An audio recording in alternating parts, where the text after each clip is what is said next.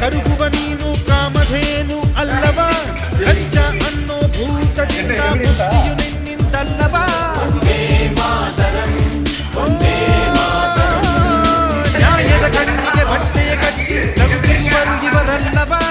ಮುಖ್ಯನಾಗಿ ಇವರನ್ನೆಲ್ಲ ಸದೆಬಡಿಯೋ ನೀನಲ್ಲವ ಎಲ್ಲ ಜನರ ಮನೆಯಲ್ಲಿ ಉರಿಯೋ ದೀಪವು ನೀನೇ ತಾನೇ